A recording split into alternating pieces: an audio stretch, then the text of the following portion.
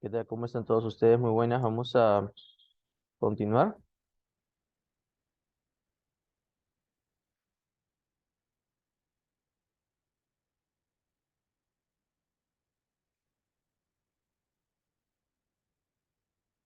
Nos vamos al tema de sistema homeostático de calcio.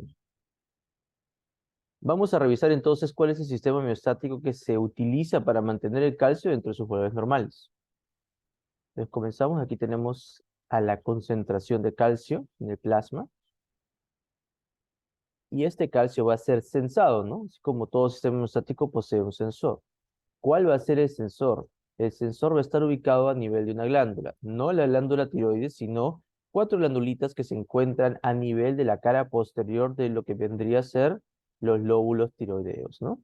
Viene a ser entonces nuestras glándulas paratiroideas, ¿sí? Y en la glándula paratiroidea tenemos nosotros a unas células que se conocen como las células principales. Estas células principales de la glándula paratiroides en inglés las conocen como las chief cells. Y estas células principales poseen un sensor para calcio. El sensor para calcio se conoce como el Cas-R.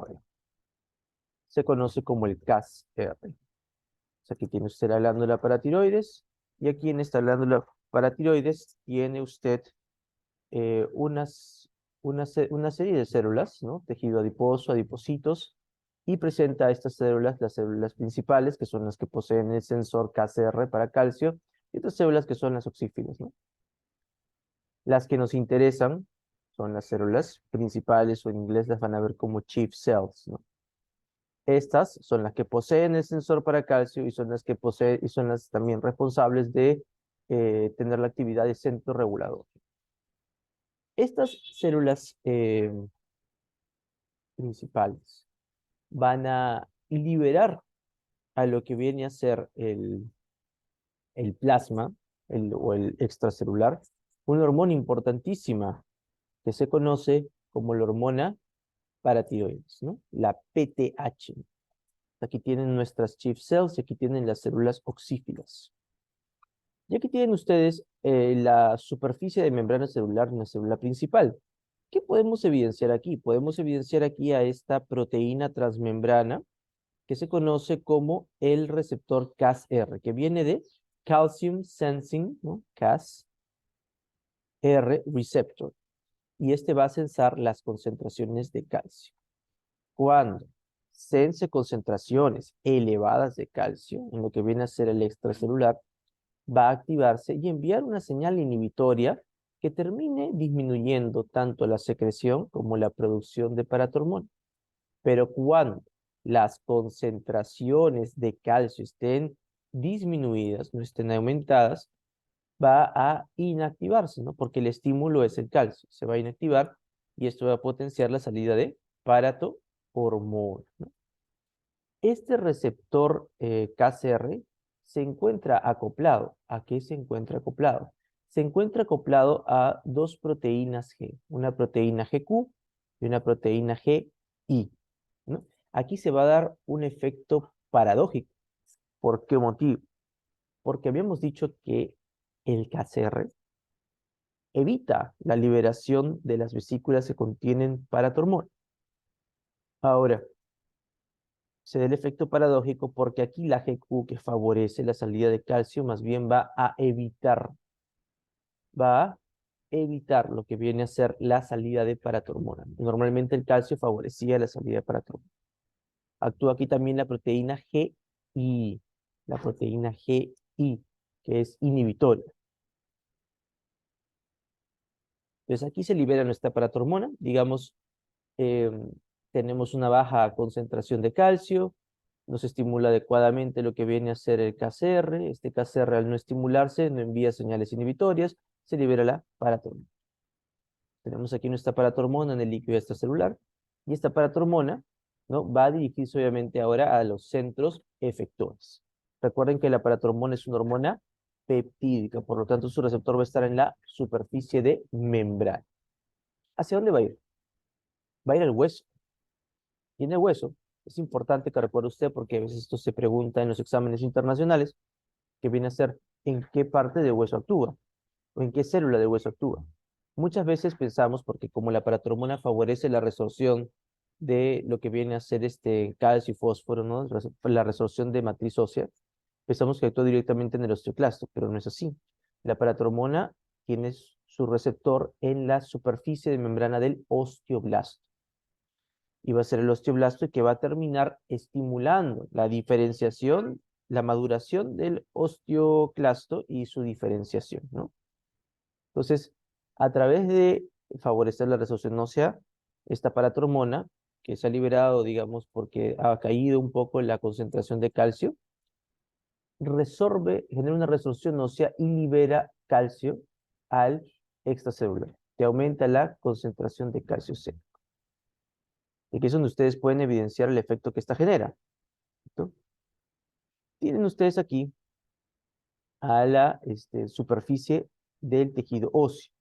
Y en la superficie del tejido óseo pueden ustedes evidenciar unas celulitas. Pueden evidenciar a los osteoblastos y evidencian también a los osteoclastos. Aquí pueden visualizar cómo llegando al osteoblasto se encuentra nuestra paratormona. Y nuestra paratormona cuando llega al osteoblasto actúa sobre el receptor de superficie de membrana del osteoblasto y va a estimular ¿qué cosa? Va a estimular esta paratormona la producción y liberación de una moleculita que está aquí de moradito, que se conoce como el RANK ligando. Y este RANK ligando, ¿qué cosa va a hacer? Este RANK ligando va a favorecer lo que viene a ser la maduración y la diferenciación del osteoclasto. La maduración y diferenciación del osteoclasto. Eso es lo que permite el estímulo por paratormona. Y de esta forma maduran y se diferencian los osteoclastos y se potencia lo que viene a ser la resorción ósea. No solo esto, sino que la paratormona también disminuye las concentraciones a nivel tisular de una molécula que se conoce como la osteoprotegerina. La osteoprotegerina es una hormona, es una molécula, disculpen, es un ligando que se termina uniendo al RAN ligando y evita que el RAN ligando se una a su receptor de superficie del preosteoclasto y del osteoclasto. Esta osteoprotegerina entonces evitaría la interacción RAN ligando junto con su receptor RAN. La paratormona disminuye este ligando, esta molécula, esta proteína, la disminuye. De esta forma, tenemos más RAN ligando que va a terminar actuando sobre su receptor de superficie, sobre los preosteoclastos y sobre los osteoclastos y se favorece la resorción ósea. De esta manera es como actúa nuestra paratormona. Y si ven ustedes aquí abajo, la vitamina D va a tener la misma función, ¿no? Va a estimular también RANK en el osteoblasto y va a disminuir osteoprotegerina, favoreciendo una mayor eh, tasa de maduración y activación de los osteoclastos y mayor resorción ósea, ¿no? ¿Por qué motivo? Porque la paratormona y la vitamina D van a ser señales de baja concentración de calcio, ¿no? Baja concentración de calcio. Entonces, eso es lo que estaría generando nuestra paratormona a nivel óseo. En el riñón, en el riñón, la paratormona, ya lo hemos comentado, lo hemos visto previamente, la paratormona va a aumentar la reabsorción de calcio a nivel del sistema tubular. Ya habíamos discutido que iba a aumentar la reabsorción de calcio a nivel de lo que vendría a ser la rama ascendente gruesa de Henle y también de la porción, ¿no? Del inicial del túbulo contorneado distal. A nivel de la rama ascendente gruesa, iba a estimular lo que viene a ser la reabsorción por vía paracelular. Y a nivel del túbulo contorneado distal, iba a estimular lo que viene a ser la reabsorción, ¿no? Por vía transcelular, ¿no? De esa forma terminaba actuando nuestra paratormona. Pero recuerda usted que la mayor reabsorción, ya lo vimos del calcio, se daba a nivel del túbulo contorneado proximal, pero esta de aquí sí no dependía de paratormona. Ya. Esto es con relación al aumento de calcio por estímulo de paratormona. No se olvide, rama ascendente gruesa y túbulo contorneado distal. Y no se olvide los efectos que tienen los diuréticos sobre lo que viene a ser el calcio en la orina y en la sangre, ¿no? Los de asa y los tesídicos, que lo habíamos discutido en sodio. Seguimos. ¿Qué otra cosa más tenemos nosotros que recordar de la paratormona sobre el sistema tubular? el efecto que la paratormona tiene sobre el túbulo contorneado proximal. Profesor, pero me ha dicho que no tiene nada que ver con el calcio. Sí, es correcto, no tiene nada que ver con el calcio en el proximal, pero con los fosfatos sí. Lo que va a generar la paratormona a nivel del túbulo contorneado proximal es una disminución, como ya lo vimos previamente, una disminución en la reabsorción de los fosfatos, ¿no? Disminuye el NAPI, ¿no? Los NAPIs, recuerden ustedes, NAPI 2A y NAPI 2C, ¿no? Disminuye el estímulo sobre estos simportadores que favorecen la reabsorción de fósforo, disculpen, de fosfatos y de sodio. Y esto de aquí genera una hiperfosfaturia, o sea que cuando esté elevada la paratormona, orines una mayor cantidad de fosfatos. Esto no se olviden también va de la mano y explica por qué motivo, y ya lo vamos a ver más adelante, una elevación de los hidrogeniones, ¿no? Te puede también elevar lo que viene a ser la paratormona, ¿no? Para poder favorecer fosfaturia, para que esta fosfaturia para que esta fosfaturia te pueda ayudar para que esta fosfaturia pueda ayudarte a eliminar los hidrogeniones por la morina, porque habíamos dicho que los fosfatos tienen un efecto buffer, ¿no? Muy bien, seguimos. Vamos ahora a otro dato importante que también lo hemos discutido al inicio. A nivel del túbulo contorneado proximal, nuestra paratormona también va a estimular, va a terminar estimulando a una hidroxilasa a nivel citoplasmático, ¿no? A la 1-hidroxilasa, ¿recuerdan? Y esta 1-hidroxilasa es la que va a terminar formando a la vitamina D activa. A la vitamina D activa. Entonces, la paratormona también favorece lo que vendría a ser la producción de nuestra vitamina D.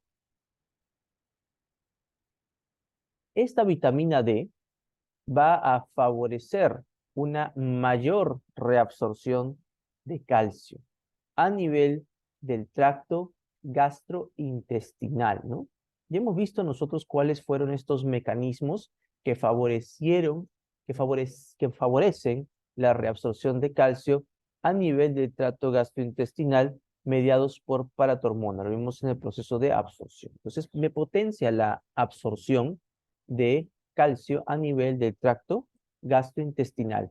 De manera directa lo hace la vitamina D, ¿no? Estimula la producción de ARN mensajero de ciertas proteínas de superficie de membrana del enterocito, y podemos decir que de manera indirecta la paratormona al hecho de aumentar la producción de vitamina D activa, me favorece la reabsorción de calcio, ¿no? Entonces, aumenta la reabsorción de calcio y también lo vimos ya, aumenta la reabsorción de los fosfatos. Estas funciones, cuando se eleva la paratormona, me permiten a mí aumentar lo que viene a ser el calcio y de esta forma eh, llevar llevar mi calcio que se encontraba disminuido hacia sus valores normales, ¿no? De forma inversa, si el calcio se encuentra elevado, disminuye paratormona, disminuye la resorción ósea, disminuye la reabsorción de calcio a nivel del riñón y disminuye la absorción de calcio a nivel del tracto gastrointestinal, porque disminuye la producción de vitamina D. Y esto me permite disminuir mis concentraciones de calcio cuando éstas se encuentran por encima de los valores normales. Tengo yo aquí ahora a una molécula interesante que acaba de aparecer en la región del tejido óseo. Esta molécula se conoce como el factor de crecimiento fibroblástico 23. ¿Qué es esto? Es una molécula que se produce por los osteocitos. Los osteocitos van a producir esta molécula, que es el factor de crecimiento fibroblástico 23. ¿Quién estimula la producción de esta molécula? La paratormona. La paratormona estimula la formación del factor de crecimiento fibroblástico 23, ¿ya? Y ahorita vamos a ver por qué tenemos que recordar esto, ¿no? No sin antes comentarles, ¿no? Que si tenemos una hipocalcemia, esto me elevó la paratormona. Ya lo mencionamos. ¿Por qué? Aumentó el calcio, se llevó a valores normales y ahora esta elevación de calcio va a llegarle al Cas-R y va a enviar la señal inhibitoria para disminuir la secreción de paratormona, ¿no? Lo mismo, ¿no? Tenemos una elevación de calcio, ¿no? Esta elevación de calcio está activando el Cas-R para que disminuya la liberación de paratormona, disminuyen todos estos procesos, se normaliza y ahora sí vuelve otra vez a el Cas-R presentar concentraciones de calcio entre los valores normales y secreta la paratormona, ¿no? Dentro de sus concentraciones normales, ¿no? Vuelve otra vez a secretar paratormona. Ya. Entonces la paratormona a nivel óseo, como les dije, producía el factor de crecimiento fibroelástico 23, ¿no? A través de los osteocitos. ¿Y por qué es importante que recuerden este factor de crecimiento fibroelástico 23? Porque este factor de crecimiento fibroelástico 23 va a tener un asa de retroalimentación negativa sobre la paratormona. Va a terminar actuando este factor de crecimiento fibroelástico 23 sobre su receptor de membrana que termina disminuyendo la secreción de paratormona. ¿Qué otro dato también es importante recordar? Que el factor de crecimiento fibroelástico 23, que también ya lo vimos nosotros previamente, actúa a nivel del componente tubular, a nivel del túbulo contorneado proximal. ¿Y qué va a hacer? Va a evitar la reabsorción de los fosfatos, ¿no? Evita lo que viene a ser la reabsorción a través de los NAPI, 2C, 2A. Disminuye el fosfosérico, ¿no? Generando fosfaturia. Tengo aquí a mi factor de crecimiento fibroelástico 23. Ya lo habíamos dicho que este iba también a evitar la reabsorción de fosfatos. Lo vimos también previamente, ¿no? A través de una disminución en la actividad de los NAPI2B, ¿no? Y otro dato interesante que tenemos que recordarlo, también lo vimos previamente, es que a nivel del túbulo contorneado proximal, no solo disminuye la actividad de los NAPI, 2A, 2C, sino que también disminuye la actividad de la 1-hidroxilasa, disminuye la producción de vitamina D activa. Y aparte aumenta la actividad a nivel de las células, a nivel del epitelio tubular, del túbulo contorneado proximal, aumenta la actividad de la enzima conocida como la 24-hidroxilasa, que forma vitamina D de 1,24, ¿no? Hidroxicolecalciferol, que es la forma inactiva. Entonces disminuye las concentraciones de vitamina D.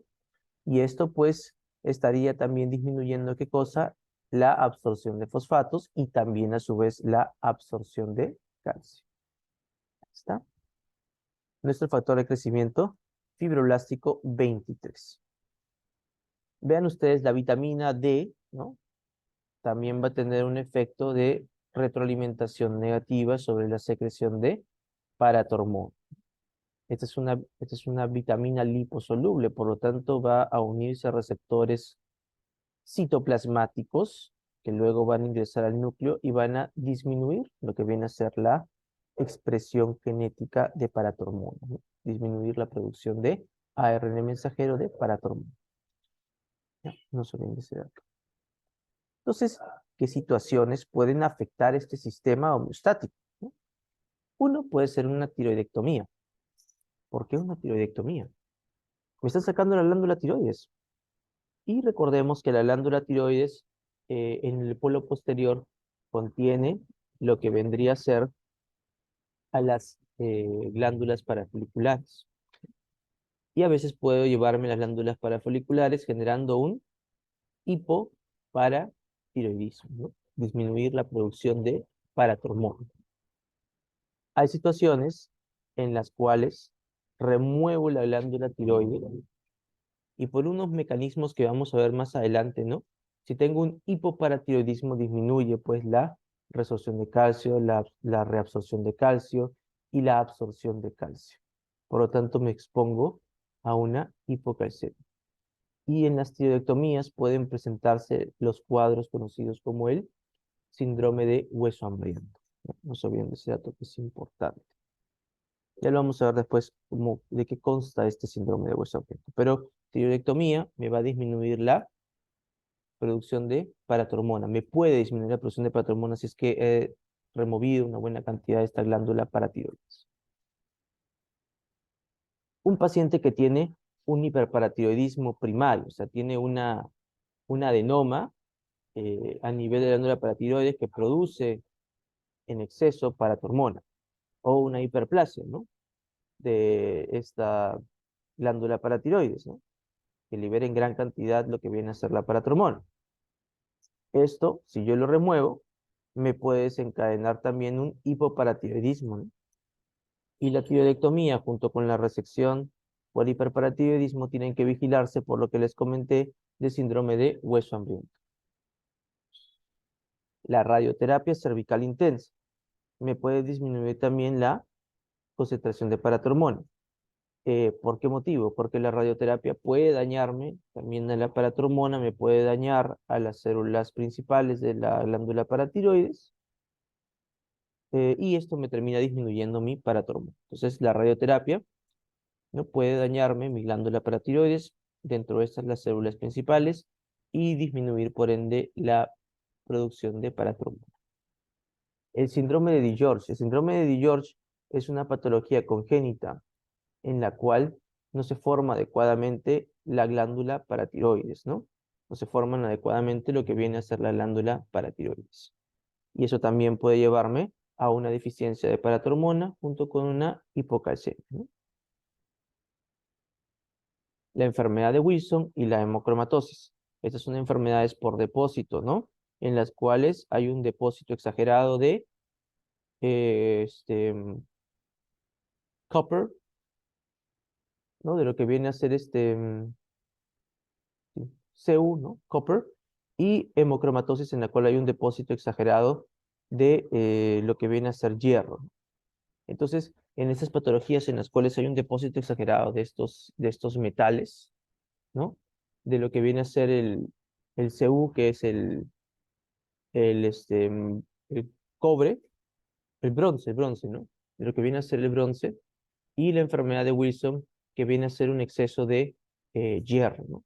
Se comienzan a depositar a nivel de las células principales y recordemos que estos metales me activan la reacción de Fenton, ¿no?